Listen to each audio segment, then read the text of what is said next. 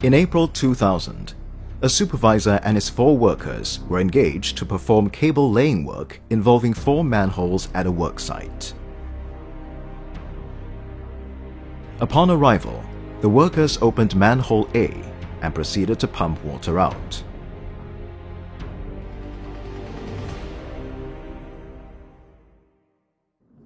After 1.5 hours, the supervisor instructed worker 1 and 2 to open manhole B, which was 20 meters away.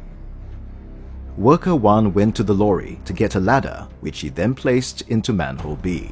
He climbed down the ladder until half his body was inside manhole B. At the same time, worker 4 was inside manhole A, pushing copper cables over to manhole B.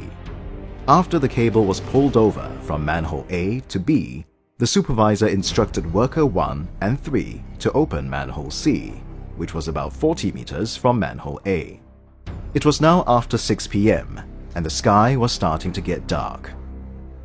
Worker 1 went to get a torchlight from the lorry and handed it over to worker 3 as instructed by the supervisor.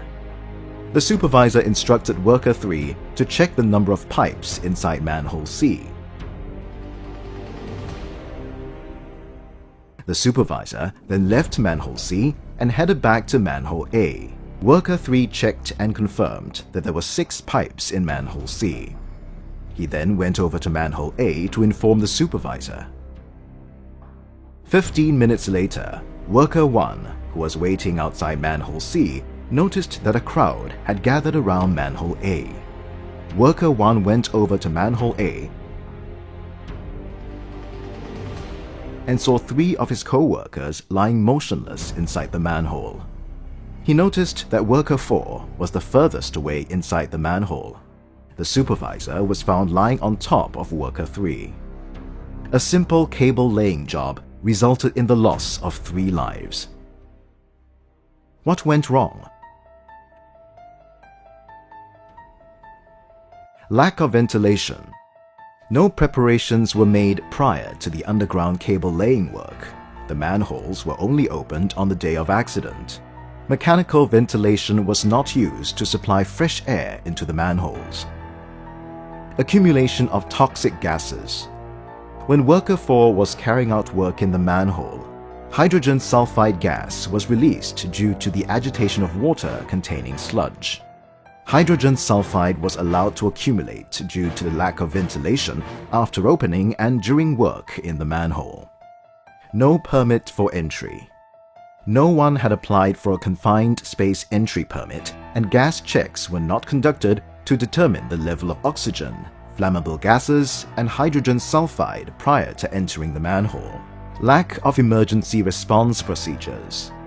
The workers entering the manhole were not equipped with a full-body harness and a lifeline, and there was no confined space attendant assigned to keep watch outside the manhole. Lessons learned. Risk assessment. Risk assessment must always be conducted before starting work in a confined space. Appropriate risk control measures should be put in place before manhole entry is attempted. Mechanical ventilation. Before entry into the manhole, it is crucial to purge the space adequately to remove hazardous contaminants. Subsequently, continuous ventilation should be provided to maintain a safe work environment. Gas testing and monitoring of the manhole atmosphere. The manhole atmosphere must be tested by a confined space safety assessor. Workers can enter a manhole only if it is certified safe for entry. Workers should also be equipped with a personal gas detector to continuously monitor the atmosphere after entry into the manhole. Confined space entry permit system. Supervisors and workers must also ensure that the entry permit is valid, correctly endorsed, and that all the necessary gas checks have been carried out before entering the confined space. Emergency response plan. Supervisors and workers should be reminded of the importance of following proper emergency response procedures, and not to be rash when attempting rescue in a confined space.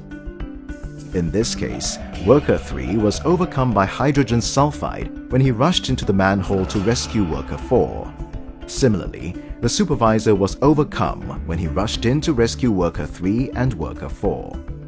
Important lesson learned is that one should not rush into an unknown atmosphere without being suitably prepared. This is because an unplanned rescue may result in multiple fatalities. Remember, an unplanned rescue may be your last.